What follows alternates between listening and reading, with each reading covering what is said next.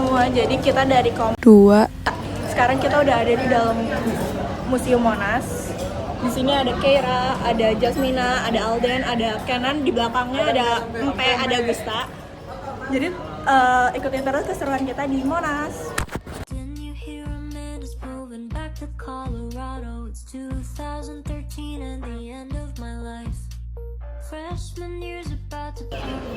Jadi dari ujung sini sampai ujung sana gitu memutar, itu penjelasan mengenai sejarah Indonesia. Bahkan di sini ada dari kayak Candi Jawi Perpaduan Sipaisme di tahun 1292. Kalian bisa lihat di sini dikasih semacam kayak miniatur yang dimana menggambarkan kita tuh gimana sih bentukan dari sejarah di Indonesia pada saat itu.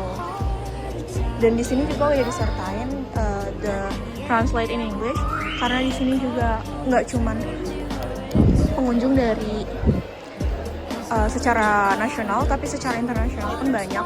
Karena tadi we saw a lot of tourists here, so maybe they will be understand if they read the English subtitle.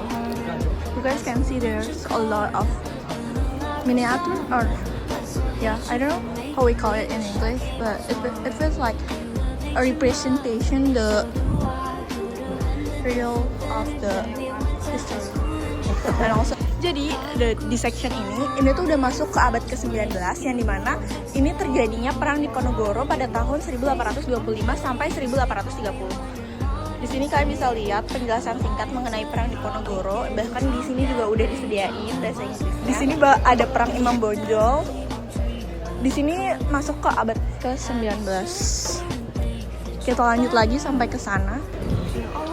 And this is the history of Kartini.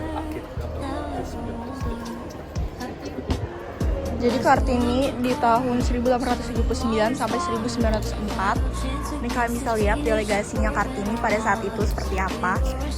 Yang dimana di sini adalah Ibu Raden Ajeng Kartini dan Ningru. Karena dari buah pikiran Kartini itu yang membebaskan kaum perempuan dari keterbelakangan tercermin yang dalam surat-surat yang dikirim oleh Ibu Kartini kepada sahabat-sahabatnya di negeri Belanda. Dan di sini sudah sampai ke bagian kebangkitan nasional yang dimana lagi kita pelajari di pembelajaran sejarah. Di sini kebangkitan nasional itu menceritakan tentang politik kolonial Belanda yang tidak menghendaki rakyat Indonesia menjadi cerdas, karena hal itu akan membahayakan kedudukan Belanda. Ini yang kita pelajari pada bab sebelumnya, yang dimana akhirnya pendidikan modern itu terpaksa diberikan untuk memenuhi kebutuhan tenaga terdidik dan untuk meningkatkan masyarakat Indonesia sebagai pasar bagi industri Belanda. Dari semua section di sini, ini ada satu section yang dimana dia kayak terpencil gitu atau sendiri. Kita di sejarah belum sampai sini. Mungkin ini nanti tahun 2020-an kita bakal ditaruh. Selanjutnya di sini adalah diorama sisi ketiga. Di diorama sisi ketiga ini membahas mengenai Muhammadiyah.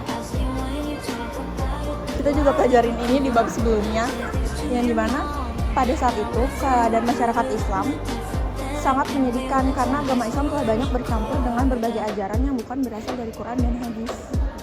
Makanya Kiai Haji Ahmad Dahlan tuh mendirikan Muhammadiyah dengan tujuan untuk mengadakan pembaharuan kehidupan agama Islam. 2013 and the end of my life. Freshman years about to plummet just a little harder, but di sini juga ada gambaran mengenai peristiwa Romusha yang dilakukan oleh Jepang terhadap pribumi pada saat itu. Yang dimana pada saat itu dimulainya Romusha itu di tanggal 8 Maret tahun 1942. Belanda tuh menyerah pada Jepang di Kalijati, Subang untuk memenangkan perang. Jepang akhirnya kemudian mengambil secara paksa dan mengerahkan seluruh tenaga dan kekayaan bumi Indonesia. Rakyat dikerahkan untuk melaksanakan kerja paksa pada objek vital dan sarana militer, seperti yang kita telah pelajari sebelumnya. Mereka mengalami siksaan dan tidak mendapat makanan yang cukup, yang mengakibatkan berpuluh-puluh ribu Romusha yang menemui ajal di tempatnya karena akibatnya kelaparan dan kurangnya konsumsi. Nah, akhirnya kita udah sampai di tahap terakhir, yaitu proklamasi kemerdekaan Indonesia di tanggal 17 Agustus tahun 1945. Mengetahui bahwa Jepang kalah perang, rakyat Indonesia tuh baik para pemuda maupun para pemimpin pergerakan kebangsaan berpacu dengan waktu untuk mewujudkan cita-cita perjuangannya. Pada 16 Agustus tahun 1945 di Jalan Imam Bonjol 1, Jakarta, naskah proklamasi dirumuskan ditandatangani oleh Soekarno dan Muhammad Hatta. Pada tanggal 17 Agustus 1945 pukul 10, Soekarno didampingi Muhammad Hatta membacakan proklamasi kemerdekaan Indonesia.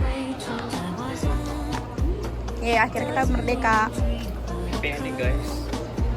Nah, proses kemerdekaan itu nggak berlangsung selama 1 hari aja, tapi di keesokan harinya juga ada pengesahan Pancasila dan Undang-Undang Dasar 1945 pada tanggal 18 Agustus.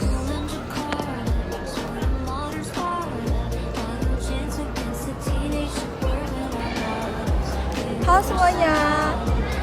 Nah, kita udah selesai nih kunjungan kita di Museum Monumen Nasional. Maka dari itu, kita dari Kompak 2 pamit untuk undur diri. Sekian semuanya, dadah!